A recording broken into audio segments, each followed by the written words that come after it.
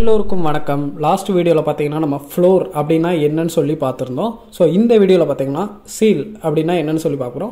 So சீல்னா சீலிங்னா வேறு ஒன்றும் கிடையாது. ஸோ ஃப்ளோர் பார்த்தாச்சு, சீல் அப்படிங்கிறது என்னன்னு பார்க்கலாம். ஓகேங்களா? ஸோ நான் ஃபஸ்ட்டு எல்லாமே கமெண்ட் பண்ணி வச்சுக்கிறேன். ஸோ நம்ம அதே எக்ஸாம்பிள் வச்சு நம்ம ஒவ்வொன்றா சீலை வச்சு பார்க்கலாம். இப்போ பாருங்கள், math.sale சொல்லி வச்சுருக்கேன். 5.05 அதே வேல்யூ வைக்கிறேன். ரெஃப்ரெஷ் பண்ணி பார்க்கலாம். ஃபஸ்ட்டு வேல்யூ என்ன வருதுன்னு பாருங்கள். எனக்கு 6ன்னு வருது. கரெக்டாக? அதே இது ஃப்ளோரில் பார்க்கும்போது நமக்கு அதே 5 தான் வந்தது. ஆனால் சீலில் பார்க்கும்போது 6ன்னு வருது. இது ஏன்னு சொல்லி நான் வந்து சொல்கிறேன் லாஸ்ட்டாக. இதில் பாருங்கள், அதே 6 வருது. ஸோ பாசிட்டிவ் வேல்யூ என்ன வந்தாலுமே உங்களுக்கு ஒரு பாயிண்ட் வந்து அடிஷ்னலாக வரும். சப்போஸ் நான் வந்து நெகட்டிவில் கொடுக்குறேன் அதே சீலை, அப்போ நம்மளுக்கு -6 வருமானு கேட்டால் வராது. அதே -5 தான் வரும். ஸோ இதுக்கு ஃப்ளோருக்கு அப்படியே உல்ட்டா மாதிரி ஞாபகம் வச்சுக்கோங்க.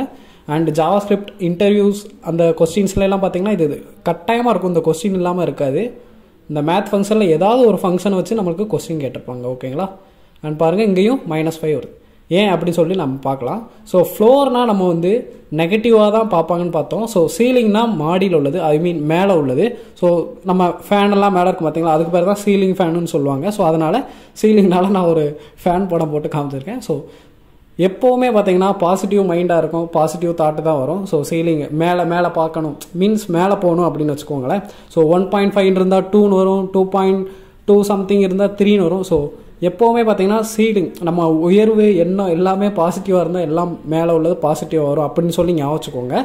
அண்ட் நெகட்டிவாக நினச்சிங்கன்னா அதே வழி தான் வரும், நம்மளுக்கு எந்த வித மாற்றமும் இருக்காது. ஸோ இதிலேருந்து நீங்கள் பாசிட்டிவ் நெகட்டிவ் டிஃபரன்ஸ் வந்து தெரிஞ்சிருப்பீங்கன்னு நினைக்கிறேன்.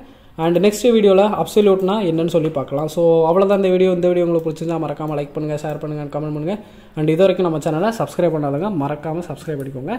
கீழே டெஸ்கிரிப்ஷனில் பார்த்தீங்கன்னா வாட்ஸ்அப் குரூப் லிங்க், அப்புறம் டெலகிராம் குரூப் லிங்க் இருக்குது. ஸோ வேணுங்கிறவங்க ஜாயின் பண்ணிக்கோங்க. ஸோ அடுத்த வீடியோவில் பார்க்கலாம். Bye by.